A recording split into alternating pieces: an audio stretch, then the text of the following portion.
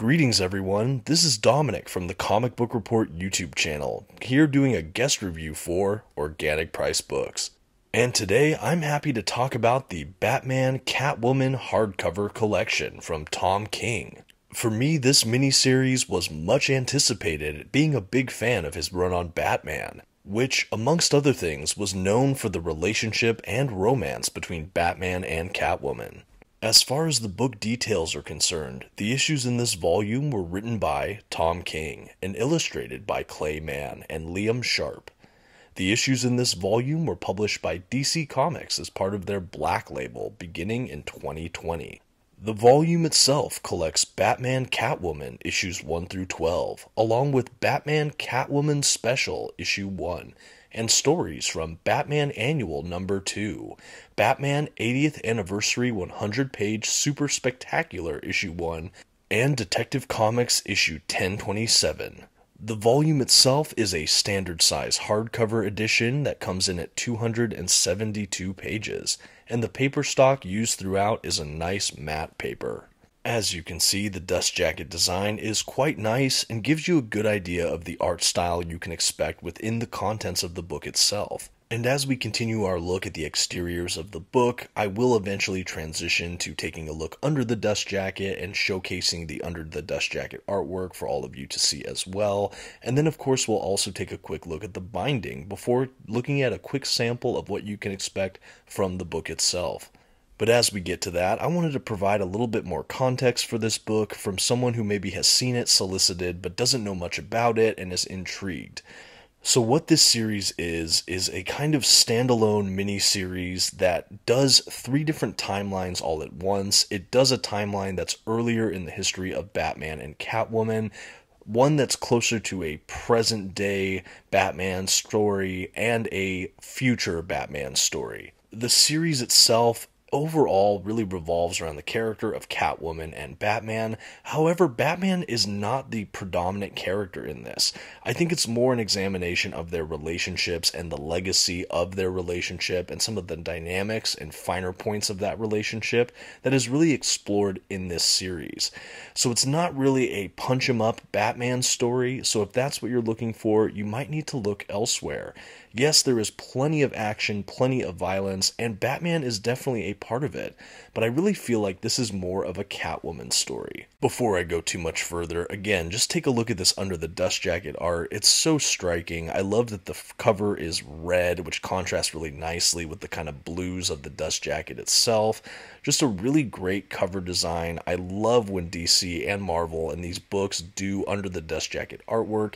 It just feels like bonus art that we get to enjoy as collectors. I remember what feels like not too long ago that when we'd get collected editions, most of the time they were completely blank books, especially from DC. There was almost no under the dust jacket design work. It was a lot of, if anything, embedded text stamped into a brown basic book.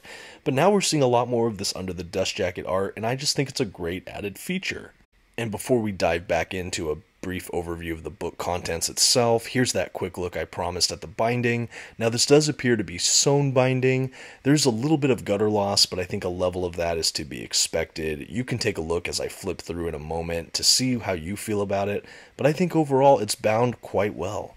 Okay, and now we're going to get into the collection proper, and so I'm going to talk a little bit more about what this series is really about. I won't go into a ton of spoilers here at all, but just to give you kind of a taste of what you can expect. So like I mentioned, this does feel like a little bit more of a Catwoman story. We have those 3 timelines, again, one earlier in the history of Batman and Catwoman, presumably early relationship, things like that. A present-day story where they're dealing with the threat of an ominous enemy / past relationship of Bruce's, and a kind of dark future. And again, these timelines are prevalent throughout the whole work, but what I didn't really love was that it felt a bit muddled to me. And maybe I wasn't reading with my critical reader hat on quite as well as I should have been, but there was no real demarcation of when it would jump timelines.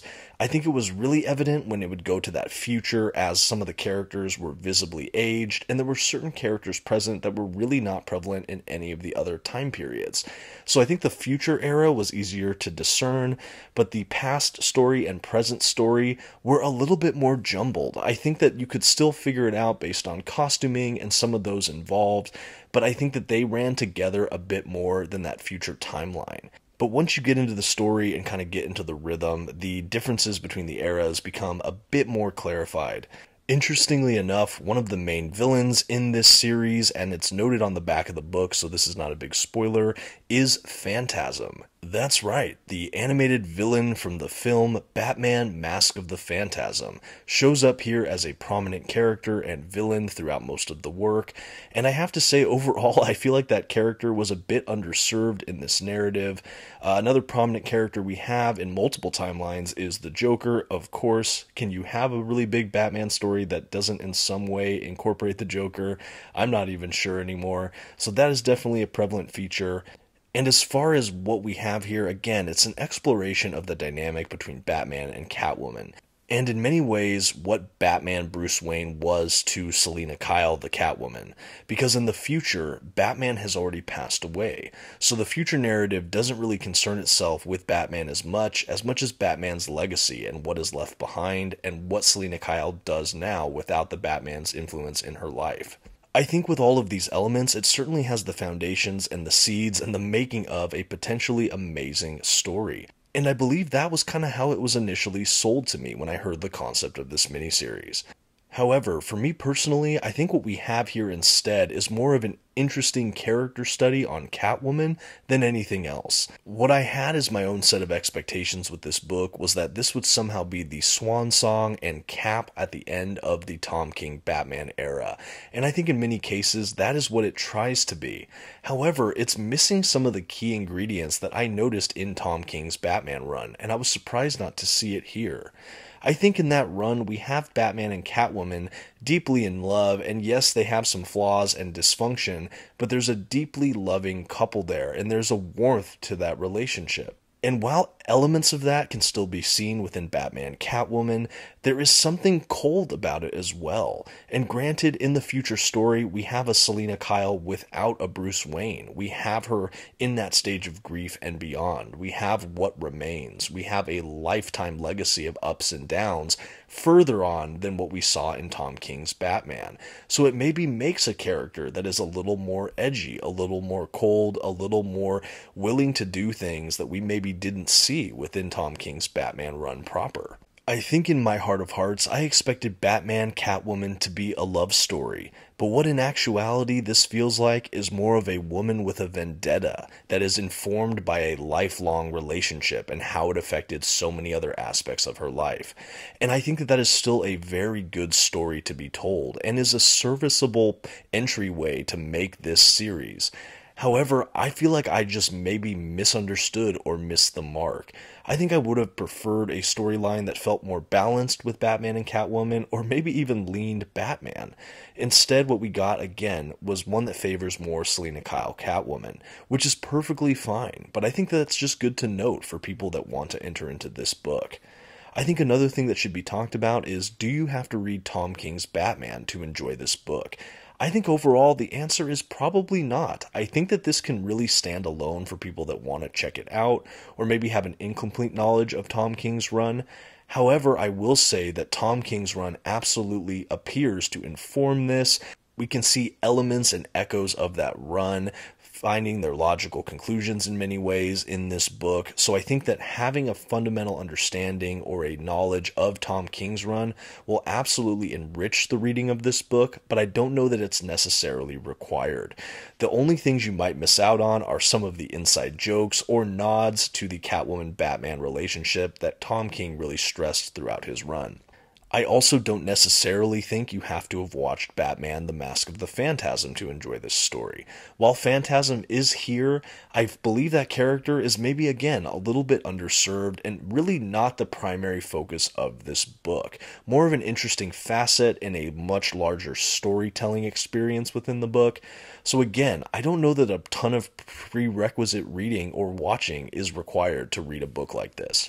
Final thoughts on this quick overview of Batman Catwoman. I think that this was a serviceable read. I'm certainly happy I read it, but I do think it falls a little bit short of what I initially expected from this title, especially coming out of Tom King's Batman run, which again, I enjoyed.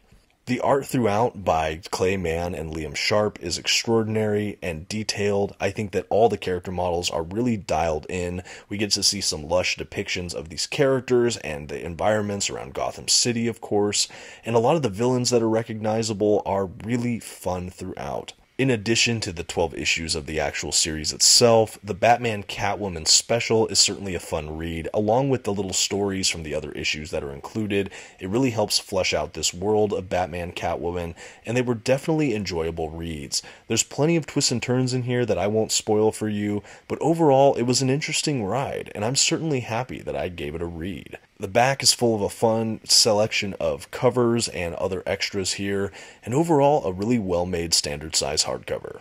So if you're interested in this book, definitely consider picking it up at Organic Price Books, or if you want a full, more spoiler-heavy review, look for it on my channel, The Comic Book Report, here on YouTube. Thank you so much for having me, and that's going to do it today for our review of Tom King's Batman Catwoman hardcover. Thank you for watching along today, happy reading, and until next time, have a good one.